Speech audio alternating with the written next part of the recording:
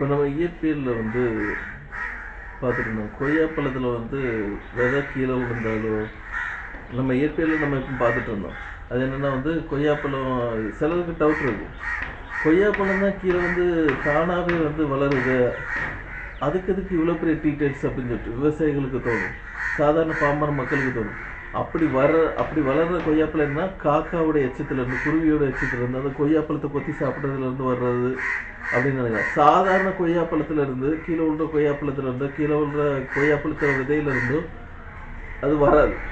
கொய்யாப்பழத்தை சாப்பிட்ற காக்காவோ குருவியோ அந்த எச்சத்துலேருந்து தான் வரும். குருவி அந்த மாதிரி விலங்குகளுடைய பறவைகளுடைய எச்சத்துலேருந்து வரும். ஒருவேளை அந்த கொய்யாப்பழத்தை சாப்பிட்ற நாய், இந்த மாதிரி விலங்குகள் நாய்களும் சாப்பிடும், அந்த நாயோடைய எச்சத்துலேருந்து வராது, விலங்குகளுடைய எச்சத்துலேருந்து வராது, பறவைகளுடைய எச்சத்துலேருந்து தான் வரும். அப்படி வர்ற எச்சத்துலேருந்து வர்றது 18 வயசு வரைக்கும் தான், அதாவது படர்ந்து விரியும், கொஞ்சம் படர்ந்து விரியும், அந்த வயசு வரைக்கும் தான் வரும். அந்த வயசு வரைக்கும் அது காய்கள் போடாது, வீணாக தான் வளரும், காய்கள் போடாது. ஒரு மரம், நிழல் கொடுக்குற மரம் 18 வயசு வரைக்கும் நிழல் கொடுக்குற மரம் செடியாகி வளரும். அது 15 வயசு வரைக்கும் செடியாகி வளரும், மரமாகி வளரும். ஒரு 18 வயசு வரைக்கும், அதுலேருந்து 3 வயசு வரைக்கும் 18 வயசு வரைக்கும் மரமாகி வளரும், கொஞ்சம் படர்ந்து விரியும். அதுலேருந்து காய் போடாது. அதுக்கப்புறம் ஒரு வருஷம், 19ஆவது வருஷம், ஒரு வருஷத்தில் அது காய்ந்து போய்விடும். காய்ந்து கருகி போய் அந்த கம்புகள் தான் நிற்கும். அதோட அதனுடைய வாழ்க்கை முடியுது. அதுக்கப்புறம் அதை எடுத்து போடுறது, அது வந்து காய்ஞ்சு வேர்கள் எல்லாமே காய்ஞ்சு போயிடும். அது அப்படியே நின்றுக்கிட்டு இருக்கும். அது தானாகவே உழாது, அது அப்படியே நின்றுட்டு இருக்கும். கொஞ்சம் கொஞ்சமாக கருகி விடும். ஆனால் அதனுடைய வாழ்க்கை அதோட முடிஞ்சு போயிடுது. மற்றவங்க அதை பிடுங்கி போட்டால் உண்டு, பிடுங்கி அப்புறப்படுத்தி போட்டால் உண்டு, இல்லைன்னா கொஞ்சம் கொஞ்சமாக அது சாரலாக அடி விடும்.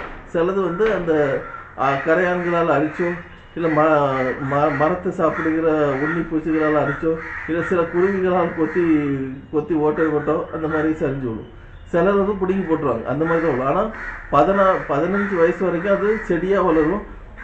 அதுலேருந்து 3 வயசு வரைக்கும் 15 வயசுலேருந்து 18 வயசு வரைக்கும் கொஞ்சம் படர்ந்த மரமாக வளரும். அதுலேருந்து காய் போடாது. ஒரு வருஷத்துக்குள்ளே அது முழுசாக காய்ச்சி போயிடும். இதுதான் அதனுடைய நிலைமை. அதனால் இந்த நான் சொன்ன வழிமுறையில் தான் அது வந்து செடியாகி காய் போடும், அந்த மெத்தட் படி. இதுதான் இயற்பியல் கோட்பாடு.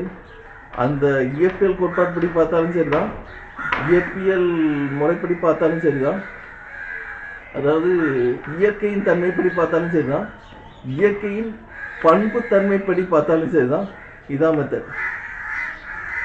அந்த நோபல் அவார்டுக்கு இந்த இதை நான் சமர்ப்பிக்கிறேன். என்னால் நேரடியாக வர முடியாது, நான் ஒரு இப்போதைக்கு என்கிட்ட காசு இல்லை அங்கே வர்றதுக்கு. அதனால் இந்த வீடியோ மூலமாக நான் நேரடியாக சமர்ப்பிக்கிறேன். அதே மாதிரி பார்த்துட்டு இருக்க விவசாயிகளும் இதை புரிஞ்சுக்கிறீங்கன்னு நம்பிக்கை எனக்கு இருக்குது. இந்த வீடியோ சரி, நான் உங்கள் மிஸ்ஸர்.